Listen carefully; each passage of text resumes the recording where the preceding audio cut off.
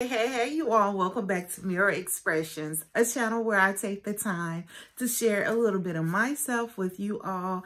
And of course, I invite y'all to come on in and do the same with me, right? Before we get started, you know I got a clean house. Couple of things I need you to do. Hit thumbs up on this video and also subscribe, y'all. Subscribe to this channel if you have not. We are on a mission this year to get these subscribers up, and I need you all's help, right? So just go ahead, take a moment to hit the subscribe button, and I will be greatly appreciative of that. Also, let me know how you're doing, because y'all know I rocks with my YouTube family, right? And I want to know how y'all are doing. So if you are okay, you looked in the mirror right today and you like what you see, you like what you see looking back at you. That's more like it. You like what you see looking back at you, right? And of course, I'm not just talking about the physical. I'm talking about all the things that you can see with the naked eye. Because, right, our eyes are the windows to our soul, right? But if you are A-okay with what you see looking back at you, go ahead and drop me a mirror emoji down in the chat. And if not, y'all, I implore you to do what you must to get back to a healthier you.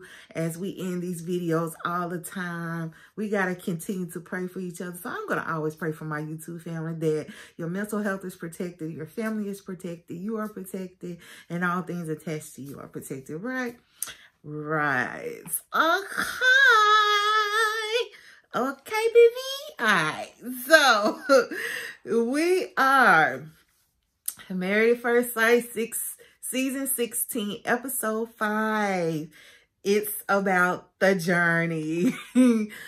Y'all, I'm just going to say this is probably the first season where I've kind of seen every relationship kind of go awry on the honeymoon. And I'm just saying that because not that it necessarily happened in this episode, but just the previews for next week's episode, it's just like, god dang, it's like every couple are like bumping heads, like I don't know.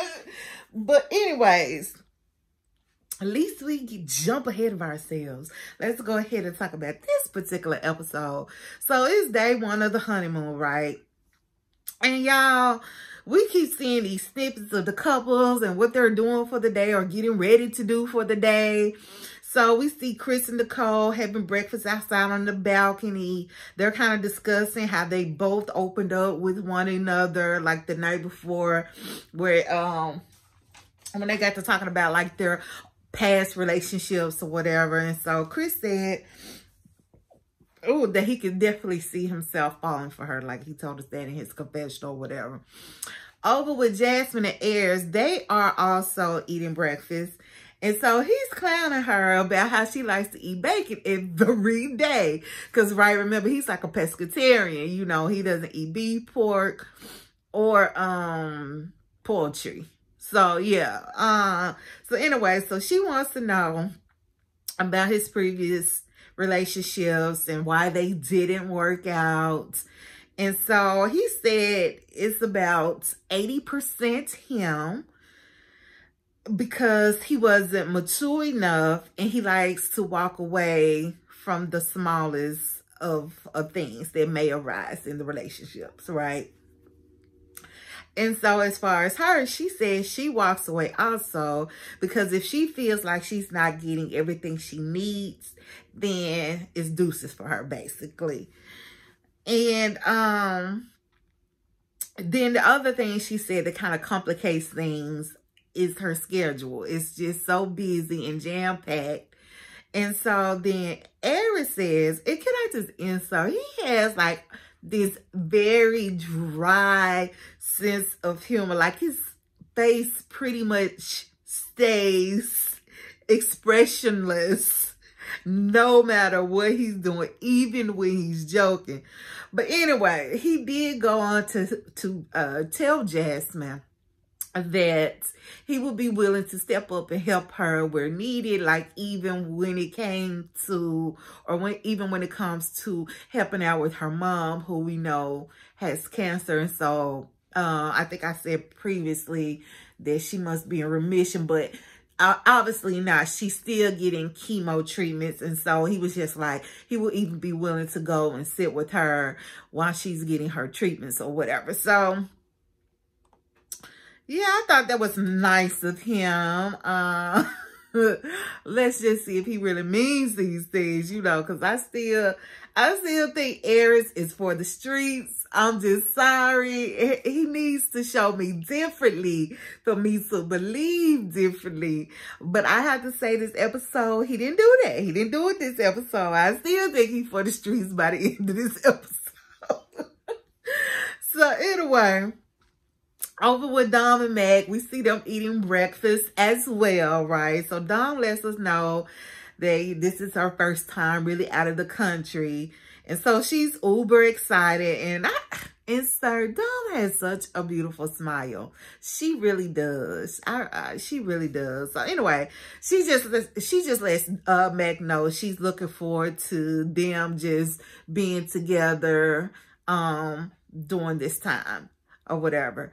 So Shaq and Kirsten make it to Jamaica. So they really have not missed a darn thing. They have not even missed an entire day.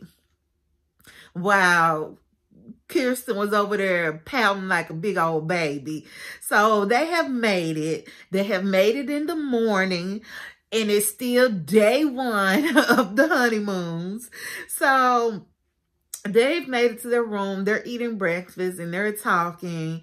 And so Shaq is saying how, you know, how hard it was for him to juggle school and meeting her and planning the wedding and just getting married and all of that. And so she does go ahead and tell him that she was glad that she was able to be there to support him while he had to go present. And I was just like, I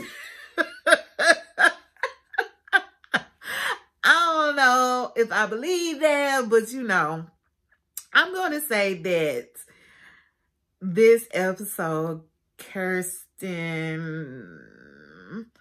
she's kind of warming up to me, but I'm still kind of like side-eye her, you know, a little bit. But anyway, Shaq, he's really singing her praises in his confession. Like he is gone. He head over heels and he's talking about this, that, and the other and how she supports him. And I'm thinking like, oh, child, if you only knew.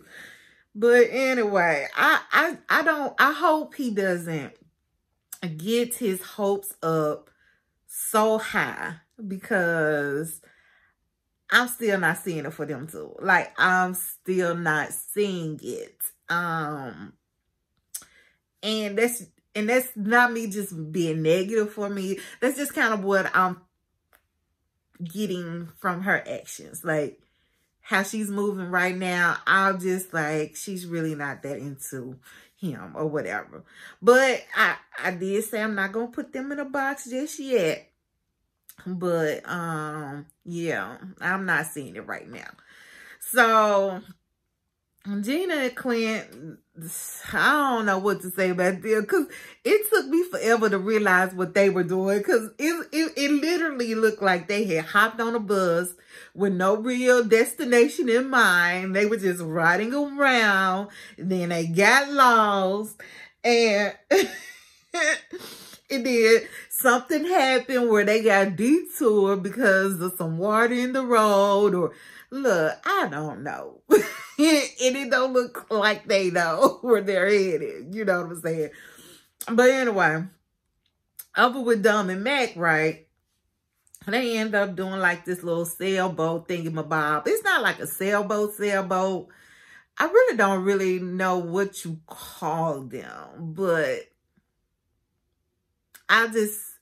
we just, for the sake of this, we are just going to call it a sailboat, but it's really not like what your typical sailboat anyways. But, and so, you know, they kind of joke about, because you remember not Dom, but Max said that he's a boob person, and how Dom's boobs get real perked up when, or pressed upward and together when she puts the life vest on. And yeah, it was kind of whatever. Also, I noticed that Mac actually seemed a little timid, like as far as getting on the boat and where they would actually go to with the boat. Whereas Dom just seemed more of the adventurous. She's the more adventurous one out of the two, definitely. And McKinley seems like he's the more reserved one out of the two or whatever. Kirsten and Shaq, they decide to go ATV riding. So, like with this dynamic, Kirsten, let me say it right, since we had a whole lesson on how to say her name. So Kirsten is she's the more adventurous one between these two, and Shaq isn't quite so adventurous. And he said part of it is because of the trauma he experienced from that car accident he was in when he was younger, where he just woke up and he was wrapped around a barbed wire fence. So Kirsten, we see her just taking off, and she's leaving. She's leaving poor Shaq behind in the dust, right? And so he eventually conquers his fears, because like even at one point, like toward the end, they had to ride through like some water, like a shallow lake or something. And he was scared to do it. Like he was hesitant, but he eventually got himself together and went on through. And I like how she encouraged him, like, toward the end, like, about conquering his fears and all of that. So I have to give that to Kirsten. I do. But yeah. She does say that she started to see him a little different, but that it's just taking him some time. And then we get a glimpse of Gina and Clint again.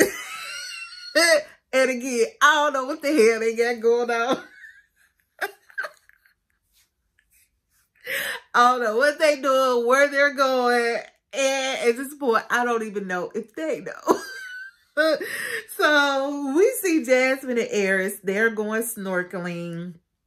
And Jasmine is like, oh, my husband looks good with that shirt on. You know, she didn't say it like that, but you know, she was basically saying, yeah, she can't stop looking at her husband's chest. And I'm like, that old bird chest. So anyway, his snorkeling gear wasn't fitting him properly because of his beard and whatnot. And so he kept getting water all into his face and his eyes or whatever. And Jasmine kept just checking on him. So he was telling us in the confessional that he was just appreciative of how Jasmine did keep checking in on him since he was having problems with his snorkel gear or whatever. So, yeah, we back at Gina and Clint again. We finally see them make it to some place. So, apparently, they were going hiking to go see this waterfall or whatever. So, they finally make it. And Clint tells her, so they're down there at the waterfall or whatever. And so, Clint tells her, you know, he was surprised at her, how calm she was, like their whole journey just to get there, right? And then he brings up how he can't wait to, oh yeah, hold on. He brings up how he can't wait to see how she is when it comes to her business.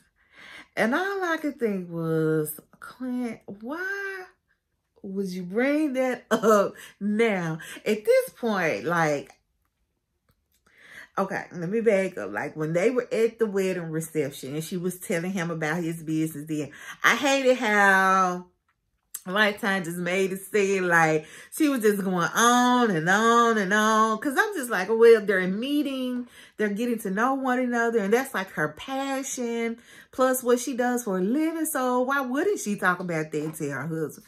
But then we get a glimpse of them the night of the wedding, and she's still going on. And then the next day, she's still going on, and now he's bringing it up again, like, so she could continue, like, Clint, why did you bring it up? Why did you bring it up?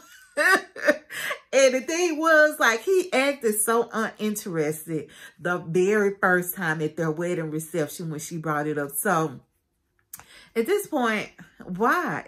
Why?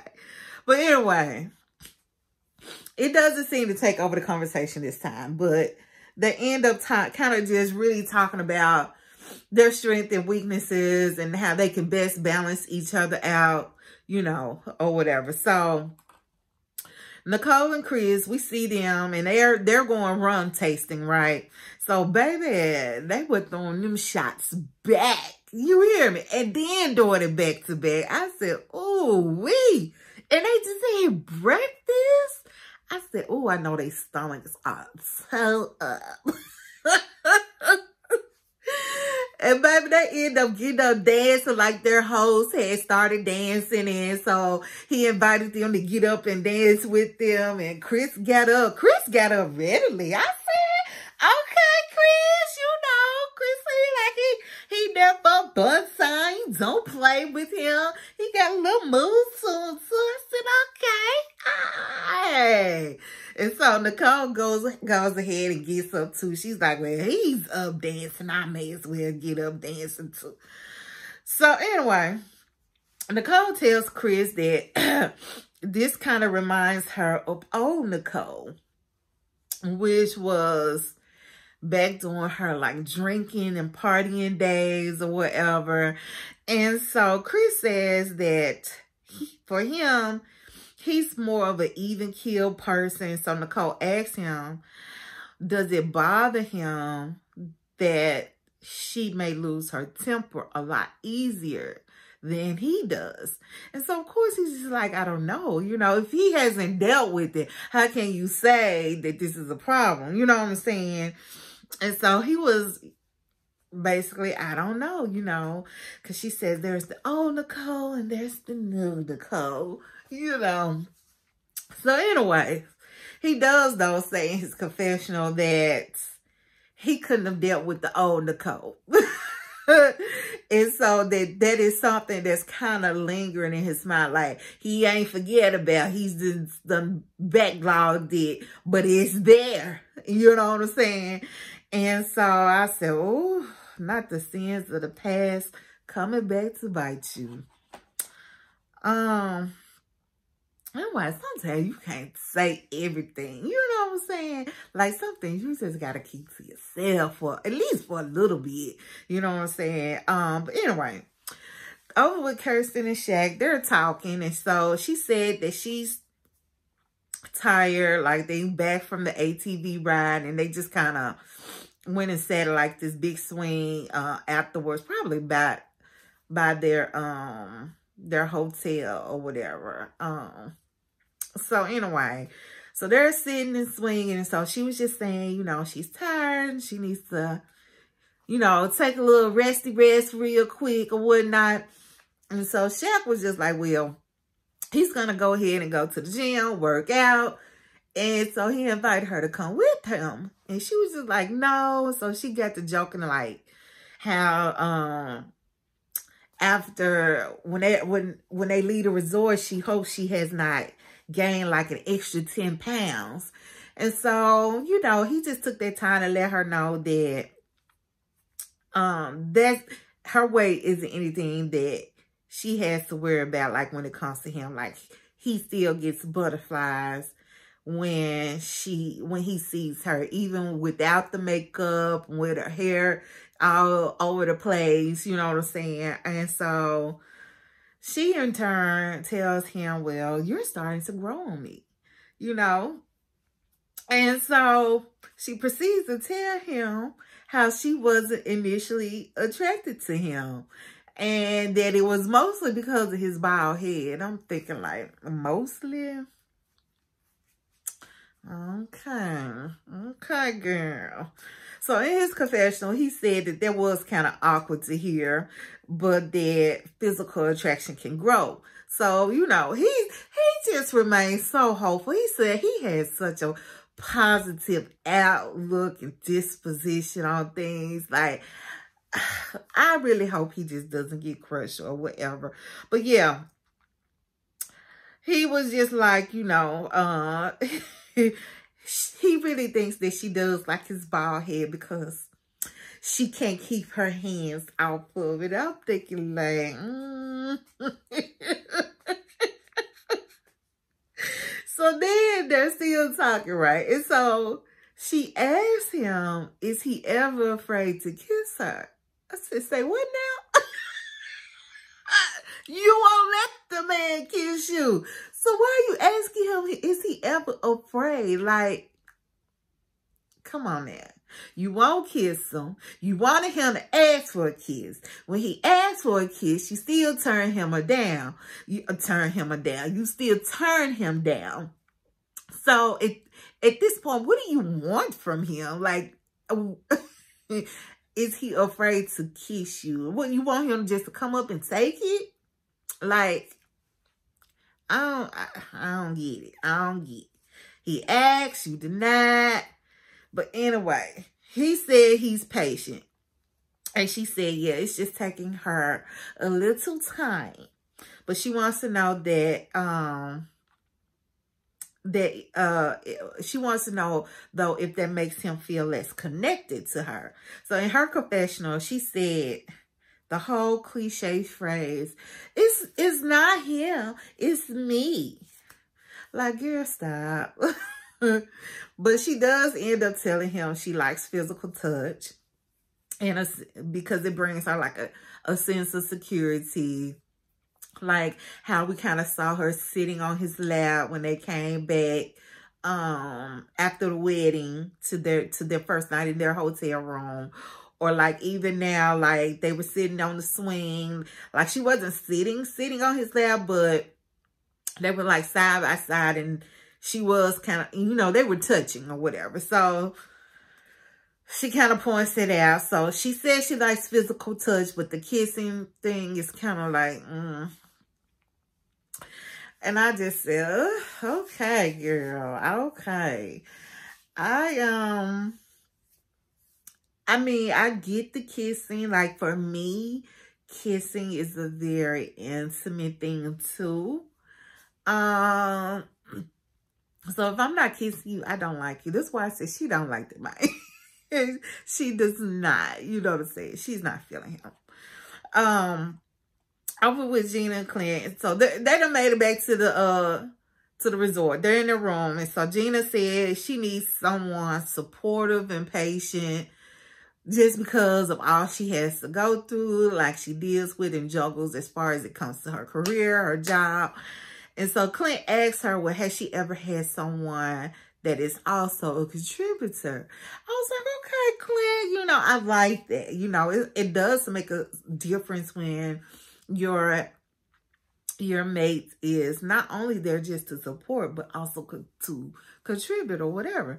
So she said no, that she really has not been in a relationship since having her own business or whatever. I said, yeah, Gina is just not attracted to him. And you could just tell in her body language too. Like, she's not in it for Clint. Clint is not doing it for her. He is not tickling them feathers. You know what I'm saying? So in her confessional, though, she does say that she has admiration for him, but she's just not there yet. Jasmine and Aries, they have dinner out on the beach, and he has her feeding him from across the table. Like, what is this? Like, he definitely wants to be catered to. Like, the whole, from the comment with his boys, when he said, she can get on her knees, to when they got to the hotel, he had her feeding him grapes. And now just, I don't know. He for them streets. I'm not feeling Aries. I'm not feeling him. I'm not feeling him.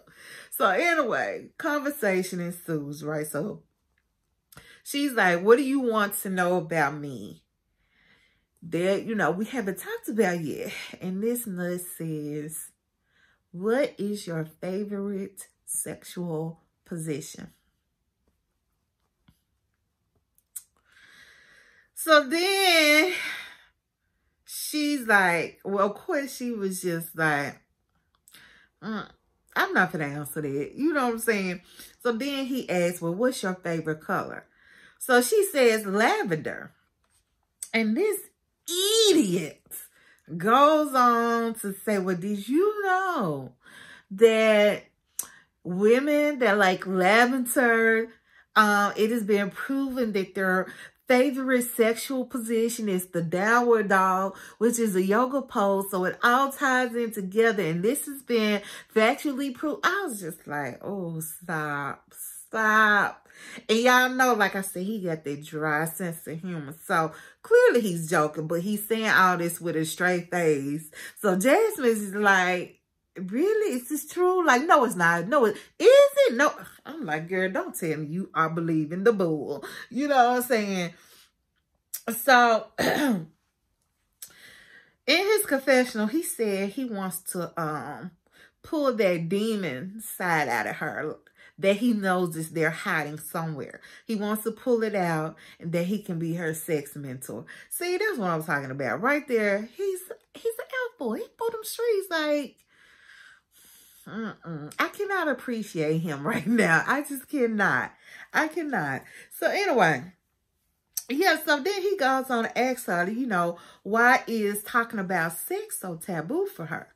We're both adults. I hate when people use that. We're both adults. Like, just to get the response you want to get. If that's not something I want to do or something I want to talk about, don't come try to make me feel guilty. Talking about we're both adults. We're both grown. Like, I can't stand that. This is very manipulative or whatever. So anyway, she ends up saying, you know, that she's just modest and that she's not the best at expressing what she wants in the department. You know what I'm saying? And I said that it's probably because with her dad being a minister, that she's grown up with so many constraints around her that she doesn't, that's might be why she doesn't feel comfortable. I'm just kind of guessing because I'm a PK too. And baby, they would slap everything on you. They had you feeling guilty about just looking at a man. Like, it's natural. You know what I'm saying? Like, and I can remember, like, feeling like I had to not be who I really wanted to be. Like, I could only breathe and let down my hair once I was out of Memphis, like where I stayed. Like, I literally, like, that's how I got into vacationing a lot. Just learning to find the joy in that because that's where I could let down my hair and just be gay, you know, versus, you know, being that all the time. But, you know, I learned how to break away from that. But yeah, I can get that. Like, there are so many, like, and especially like growing up as a child, it's just like, because there's a saying, PK, preacher kids are the worst ones. Like, we are literally no worse than anybody else. You know, it's just unrealistic expectations be put on us just because of who our parents are or the positions or the titles that they hold. That's all that is. But anyways, I digress. So I'm just thinking that may be why she's just not as comfortable talking about things in their department or whatever. So he says that her not wanting to talk about it is giving him lady vibes. But then what he wants to get from her are more whore vibes. See, that stuff right there. That right there. You know what I'm saying? He is just disgusting to me. I'm sorry. Like, not not my cup of tea. Not my cup of tea at all. So he does let it be known that whenever she is ready, he is ready. Talking about he's on demand in her service. I said, okay. So it's day 4 of the marriage, right? Gina and Clint, they go to the beach. And so they're kind of just chilling under the cabana or whatever. And so they're talking. And he's saying how he's really enjoying the vacation, really enjoying getting to know her. He feels like they're clicking, right? Now, he said all these good and positive things, right? So then Gina chimes in and says that she's not feeling any overwhelming chemistry between the two of them, right? And that's when she goes in to see where we've been seeing from the preview. She's telling him, well, she's usually not attracted to redheads, the gingery types. And so he started to feel some type of way, of course. So the moment she said she's not feeling any overwhelming chemistry, all of a sudden he's just like, yeah, I feel the same way. Dude, just 2 minutes ago, you were talking about how y'all are clicking. Men folks can be so funny. You hear me?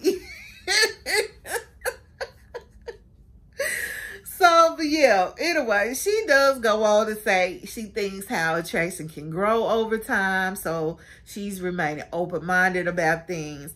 But in his confession, he says he's disappointed that she has verbalized all of that. I said, exactly. You're disappointed because you were feeling things were going one way versus how they were really going. You were thinking y'all were clicking and really getting along, when in truth she came back and told you ain't nothing clicking for her on her end. You know what I'm saying? So yeah, so then that's when she goes into the whole, you know, she's usually not attracted to redheads or people that have the gingery features, and clearly he falls into that category. And y'all, all he could say was, yeah, that's hard. I think though he really gets offended because we see next week in the preview where he kind of cuts her down about her weight, how she's not who he would typically go for. He typically goes for someone a lot more slender, you know. So yeah, I think he's getting into a tit for tat with her. But anyways, that's how that ended right there for them. So Dom and Mac, they are headed out to dinner when Dom, y'all, this was funny to me too. And Lord forgive me because I know I should not be laughing the way I did. But so they're headed to dinner and they're walking right. She got on these heels, but they're walking along like a cobblestone ground, right? And y'all know that'd be the hardest type of ground to walk in when you got some doggone heels out. Baby, so that heel got stuck in one of the cobblestones and that ankle twisted, baby. She almost fell flat. Had to speed up, do that little run and kind of catch herself. Oh my goodness. It was hilarious, y'all. And I know I shouldn't have laughed, but I did. And then not only did I laugh, I rewound that thing about 2 or 3 times.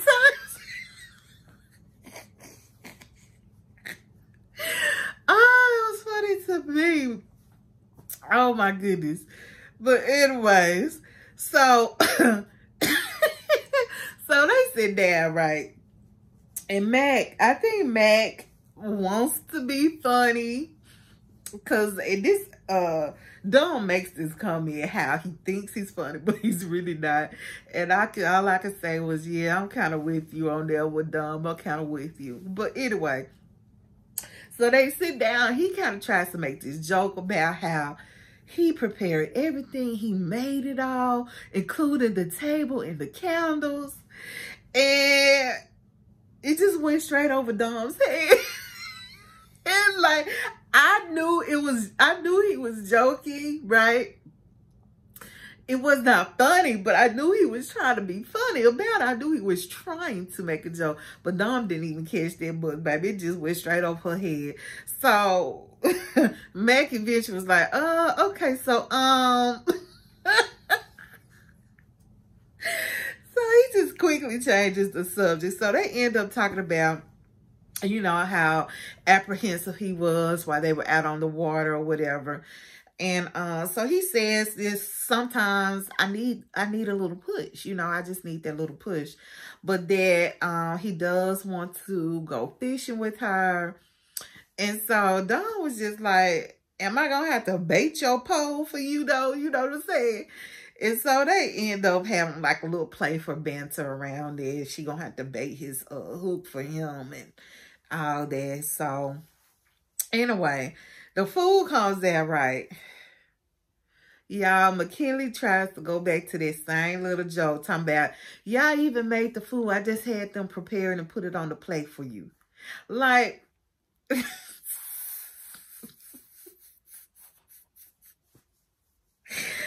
poor Dawn. She got in her confessional talking about, she doesn't know if he's for real or not. Talking about, I think I'm just a little late to the pickup line. Baby, yes, you are. You are. You're a little late, but it's okay because his jokes ain't giving what they supposed to be giving either. Oh, over with Nicole and Chris. So they two are having dinner, and she wants to know if he's in love with her yet. Thomason. Nicole loves to do that. This is like her third or fourth time doing. So he's like, no, but then he could see it happening. And so Chris wants to know where she is with having kids because they're both getting older. And Nicole says she never really wanted kids. And she goes into this whole spiel about, I never wanted kids. I didn't want them at this age. And then I got this age and I still decided I didn't want. Then I get this age and I decided to look and see, why didn't I want kids? I'm just like, oh, child. You know. So she does finally say that she is open to having children. She said all that just to get there. And so Chris, you know, said that he wants at least 2. And so they kind of make a pact to revisit this whole conversation in like another year or 2, right? But so I'm thinking, okay, that's going to be it about that. You know what I'm saying? If they're going to decide to come back and revisit it in about a year or so. But no, Nicole wants to keep the conversation going about it. So she was just like, so the ball's in my court if we decide to or not. And he was just like, no, you know, I think that's a decision that we both have to decide on together or whatever.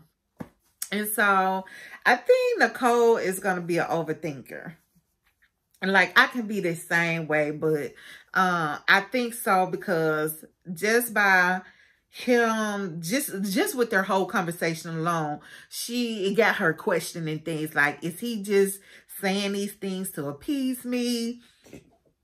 Like, girl, just chill and let it be, especially if this isn't something immediate that is about to happen. Like, y'all already just said y'all will revisit the conversation. Like, don't get yourself worked up about it. You know what I'm saying? And wanted to know if his answers are just to appease you or, you know what I'm saying? So on and so forth.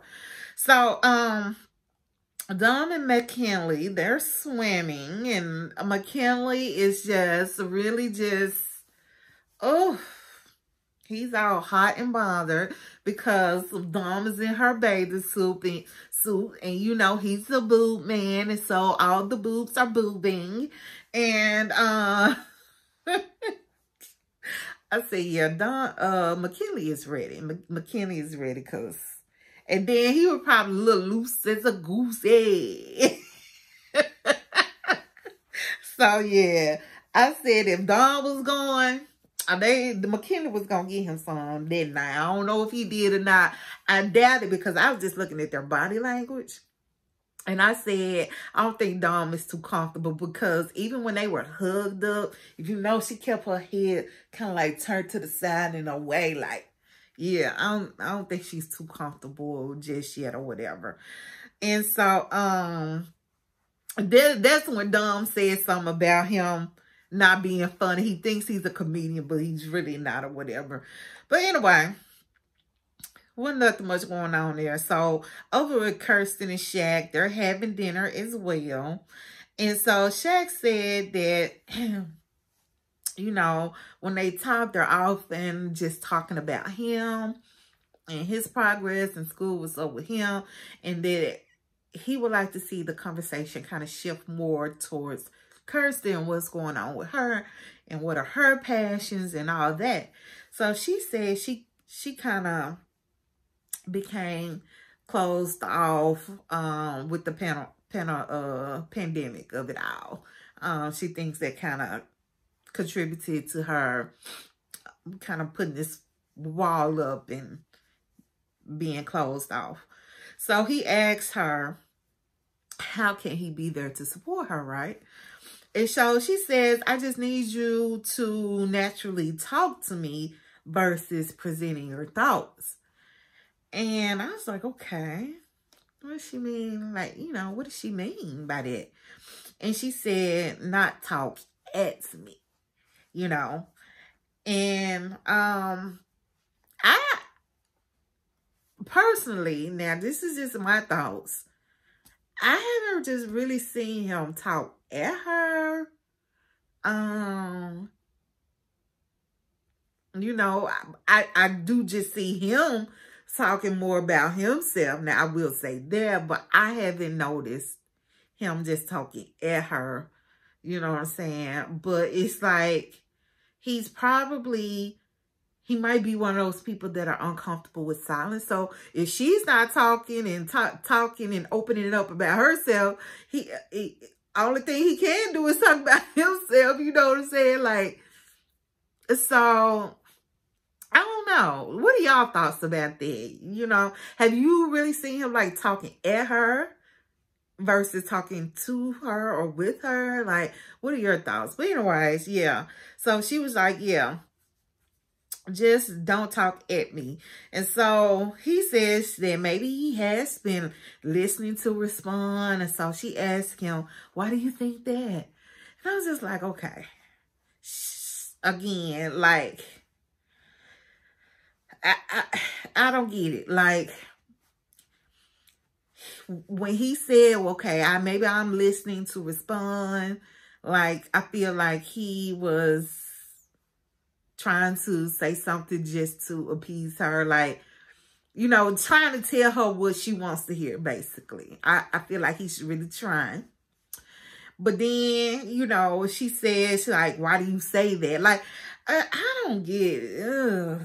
Oh, their conversation is exhausting to me. But anyway, yeah. So she's just like, well, why do you say that? And he was just like, you know, I don't know. And so she was like, just relax and I try to be so perfect. Like, and I can't, now that is one thing I can kind of agree with. Like, just relax, be yourself. I'm not perfect. You're not perfect. You know what I'm saying? So they end up just toasting to that, to them both just relaxing and just not trying to be perfect, right? So last little scene, we see Aries and Jasmine out playing Frisbee, right? So he finds out that she's a lefty.